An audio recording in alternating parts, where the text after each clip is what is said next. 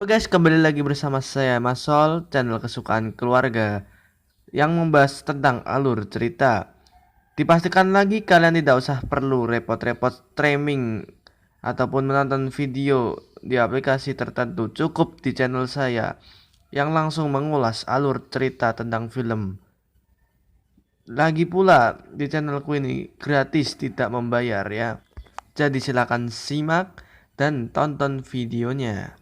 Dan kali ini aku akan membahas alur cerita Train to Busan, yang artinya kereta ke Busan. Train to Busan adalah film Korea yang terkenal karena film drama dan zombinya.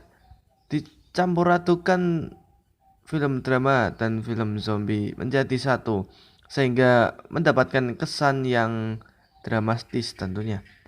Film ini cukup terkenal di Korea maupun di Indonesia, saking terkenalnya sampai ke Indonesia dan berhasil populer di Indonesia pula. Dan tak usah berlama-lama lagi, ya aku akan mulai pembahasannya alur cerita Train to Busan, dan silakan simak dan blokir nomor doi. Lupakan mantan, lunasi dulu tanggung-tanggung kalian, push up 10 kali biar kalian paham dengan alurnya. Makan dulu tentunya, gua tahu lu lapar anjing. Makan dulu. Langsung aja, cekidot. Di awal-awal sini kita diperlihatkan bahwa ada orang yang mengendarai mobil L300 atau biasanya orang menyebut mobil Col. Dan orang yang mengendarainya saya tidak tahu nama aslinya siapa. Maka aku akan sebut saja orang ini bernama Supri. Di tengah jalan Supri dihadang oleh orang yang berbaju putih seperti berseragam APD. Orang ini menjelaskan bahwa ada kebocoran di ladang si Supri. Dan Supri pun marah karena banyak hewan ternaknya yang dikubur karena kebocoran tersebut. Nampaknya kebocoran tersebut sangat besar dan akan berpengaruh di filmnya nanti. Dan apakah yang terjadi dengan kebocoran tersebut? Entahlah, nanti akan terjawab. Simak videonya terus. Dan alhasil Supri pun tidak terima. Akhirnya dia pun marah-marah tidak jelas dengan orang yang berbaju putih tersebut. Lalu Supri pun tancap gas dan tidak mau ambil pusing. Lalu Supri pun berangkat. Entah kemana berangkatnya, yang pasti dia berangkat. Lalu di tengah jalan Doi pun telepon. Ini sih akibat nggak blokir nama Doi dulu. Lalu Supri pun tidak melihat ke arah depan. Akhirnya dia menabrak seekor rusa. Entah rusa entah kijang ya ini. Lalu dia mengira bahwa dia sedang mengalami kebocoran ban, padahal dia sedang menabrak seekor binatang. Tidak merasa bersalah ataupun menguburnya, Supri pun langsung tancap gas dan tidak mau tahu tentang hewan itu. Tak berberi kemanusiaan, anjing. Untung yang ditabrak bukan kucing hitam ya, sial lu. Lalu si hewan ini pun bangkit. Entahlah apa yang membuat hewan ini bangkit. Mungkin utang-utangnya di dunia belum lunas atau apalah. Atau dia mati suri. Entahlah, nanti akan terjawab. Dan diperlihatkan bahwa mata si hewan itu putih. Kenapa? Apakah dia mengalami penyakit yang tertentu? Nanti akan terjawab. Dan scene pun beralih kepada seseorang yang berada di kantor. Entahlah, aku tidak tahu pasti namanya siapa. Maka aku akan sebut saja orang ini bernama Slamet. Karena namanya kayaknya susah ya. Berhubung saya orang Indonesia, menyebut nama orang Korea itu susah. Saya menyebutnya Slamet saja. Dan Slamet ini sedang berbisnis. Dan dia kerja sebagai rentenir penagih hutang. Biasanya yang sering hutang itu adalah mak-mak. Saking besarnya usaha rentenirnya membuat kantor sendiri. Tibalah di suatu urusan yang membesar sepertinya. Sepertinya si Slamet ini sedang merencanakan hal yang besar. Entah itu masalah uang atau masalah cewek. Mana gua tahu. Yang penting kita berfokus ke alurnya saja. Si Selamat ini sedang memikirkan bisnis kerjanya. Lalu dia ditelepon oleh istrinya bahwa anaknya akan berangkat ke Busan untuk menemui ibunya karena lama tidak berjumpa dengan ibunya. Karena jarak itu membuat rindu. Lalu, ya, sebagai seorang ayah, ayahnya pun tak tega meninggalkan anaknya sendiri naik kereta. Lalu, ayahnya pun masuk ke kamar si anak. Si anak bernama Soan. Lalu ayah memberikan hadiah karena si anak sedang ulang tahun pada hari itu. Awalnya si ayah memberikan hadiah terbaik kepadanya, tapi hadiah itu sudah dibelikan oleh seseorang. Nampaknya hadiah yang ingin diterima oleh anaknya yaitu bertemu dengan ibunya. Tapi sang ayah masih terus memikirkan bisnisnya antara bisnis dan si anak.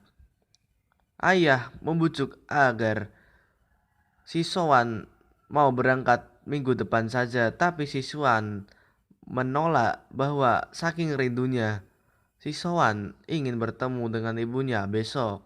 Rindu itu berat, biar aku saja. Lalu singkat cerita pun si ayah mengiyakan karena tidak tega melihat anaknya sendiri di berangkat kereta. Apalagi zaman sekarang banyak penculikan. Lalu singkat cerita pun mereka berangkat.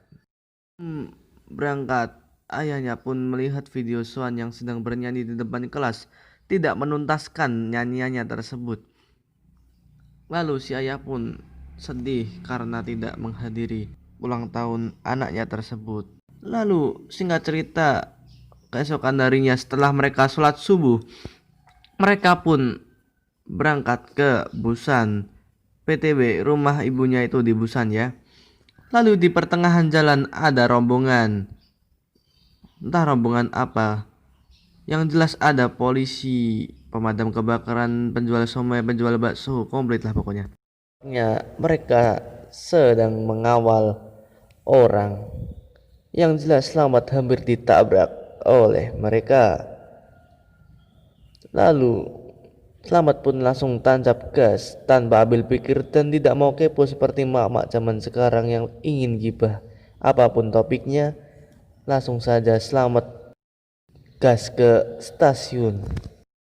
Tibalah di stasiun, Selamat langsung duduk saja, tidak mau ambil pikir panjang. Dan ada grup baseball yang nampaknya ingin bertanding baseball dengan yang lainnya. Dan tibalah si cewek. Aku tidak tahu yang pasti namanya siapa. Kita sebut saja dia Syahrini. Si Syahrini ingin mendukung grupnya. Dan dia duduk di sebelah Jamet. Namanya itu kayaknya Jingko kalau di film tersebut. Tapi aku nyebutnya Jamet saja karena lidahku agak susah untuk menyebut nama-nama Korea ya. Lalu singkat cerita, kereta pun mau berangkat dan ada keributan di luar. Dan ada seseorang yang masuk ke dalam kereta tanpa permisi, tanpa bayar tiket gratisan pula. Langsung aja terobos masuk ke kereta tanpa orang ada yang tahu. Langsung aba-aba kereta pun dihitungkan. Lalu kereta pun hampir berangkat. Lalu pintu pun ditutup. Lalu si petugas tersebut menyadari bahwa di atas ada keributan. Entah apa itu, bagi-bagi sembako atau apa. Yang jelas sedang ada keributan di atas. Lalu si masinis pun masuk ke ruangannya dan mengendalikan kereta tersebut. Setelah kereta berjalan pelan-pelan, Soan pun menyadari bahwa si petugas sedang direkam oleh seseorang. Entah dia ngefans atau apa. Ternyata si orang itu sudah berubah menjadi zombie. Hah? Zombie kok menyerang manusia? Karena itulah makanannya. Dan singkat cerita pun kereta berjalan. Lalu salah satu pramugara kereta tersebut menyadari laporan bahwa ada seseorang misterius atau seseorang masuk kereta tanpa membeli tiket dulu. Lalu dia bertanya kepada seseorang tersebut. Nampaknya seseorang tersebut nampak agak lusuh atau gembel. Lalu orang tersebut ditanya oleh mas-masnya, "Mas sudah bayar tiket belum? Kalau belum, lewat GoPay dong." Lalu orang tersebut berkata, si gembel itu, "Semua orang telah mati." Si gembel tersebut aku tidak tahu pasti namanya siapa. Kita sebut saja dia Jarot. Lalu si Jarot itu pun terdiam seperti orang gembel. Lalu di sisi lain ada penumpang misterius pula yang diperlihatkan di awal tadi bahwa dia sedang apa mereka? Mungkin dia sedang kerasukan,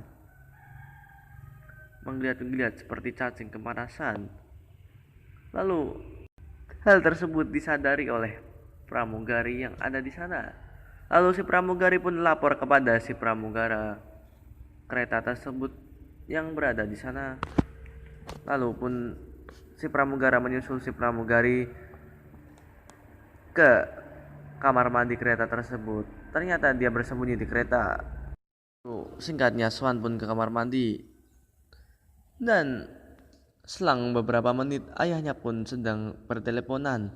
Nampaknya ayahnya sedang menyadari bahwa Swan tidak ada di samping si ayahnya atau Slamet. Lalu si Slamet pun mengakhiri teleponnya lalu menghampiri si Swan anaknya. Lalu si nenek-nenek yang join makan telur tersebut lihat bahwa ada berita kerusuhan di kota dan beberapa orang tersebut yang ada di sana seketika kaget dengan berita tersebut bahwa ada kerusuhan atau demo. Lalu singkatnya pun Slamet menyusul Swan di kamar mandi dan Slamet mengetahui bahwa ada orang aneh yang berlari menuju kabin depan. Nampaknya si Slamet mengetahui bahwa ada hal yang aneh. Lalu si Swan pun keluar dari kamar mandi. Tiba-tiba si Slamet dikejar oleh zombie. Singkatnya pun Slamet langsung berlari secepat kilat. Nampaknya The Flash tanpa memikirkan rintangan yang menghadang, angin, puting beliung, tsunami, langsung dia terbas. Dan dia pun hampir tersungkur oleh zombie, tapi dia berhasil bangkit kembali. Dan ya, dia sudah berada di kabin depan yang aman.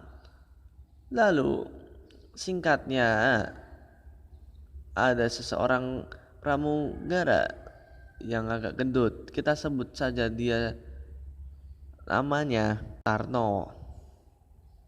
Si Tarno ini tadi sempat bertemu dengan Swan dan menanyakan di mana ayahnya.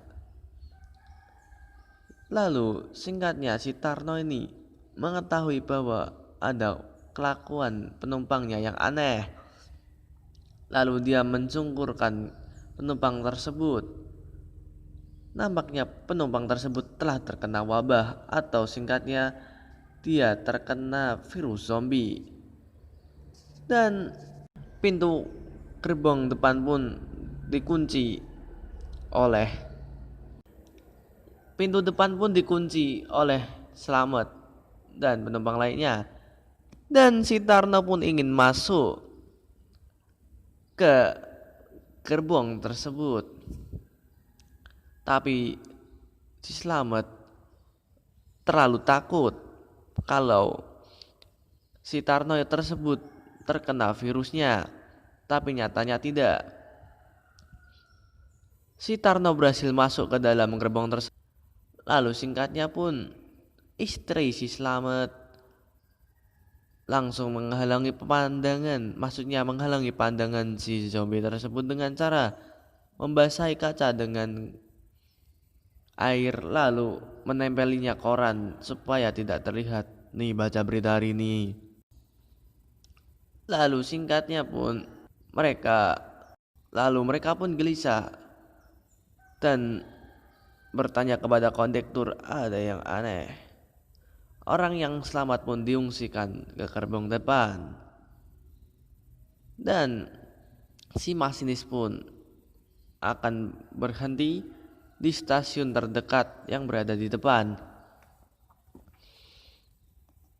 Lalu singkatnya pun mereka tiba di stasiun depan. Belum sampai Busan, nampaknya stasiun tersebut telah diserang oleh zombie. Alhasil pun si kondektur tidak jadi turun di stasiun tersebut karena wabah yang telah tersebar.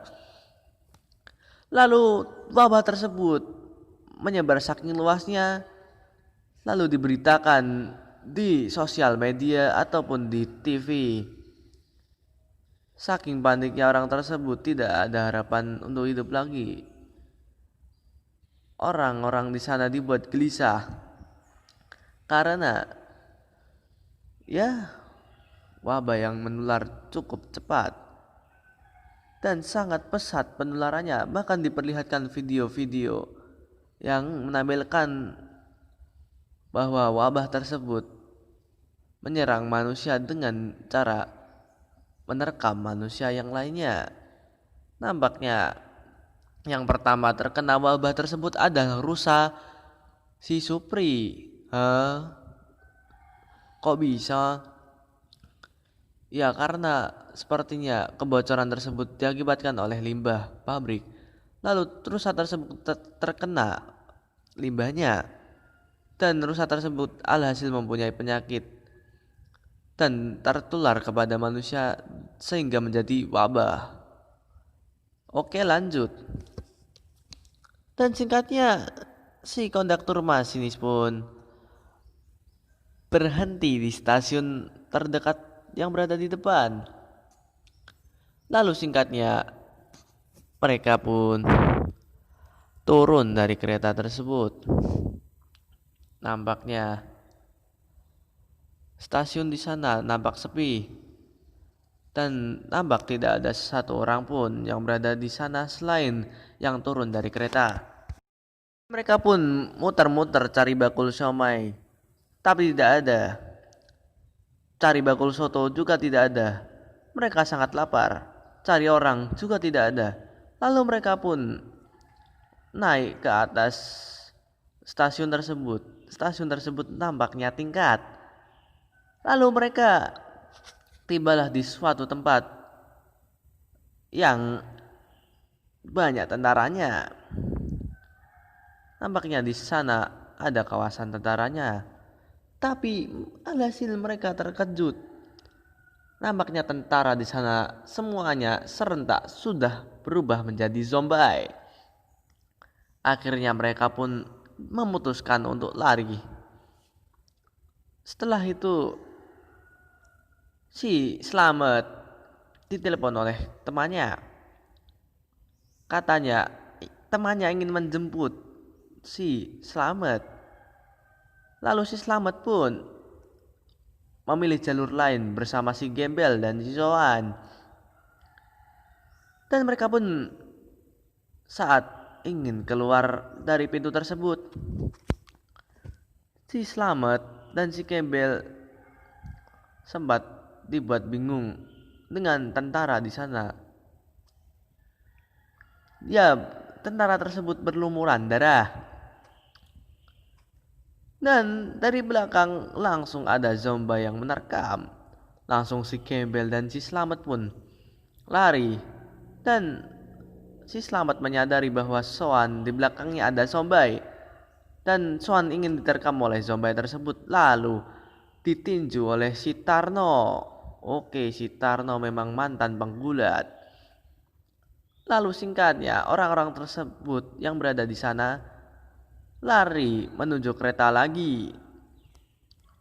Lalu si Swan pun dibawa sama istrinya si Tarno. Tarno pun masih ada di belakang bersama si Slamet. Dan akhirnya Slamet pun ingin diterkam. Tapi untungnya ada buku penyelamat. Langsung saja si Slamet menyolokkan atau menyumpali mulut si zombie dengan bulut itu.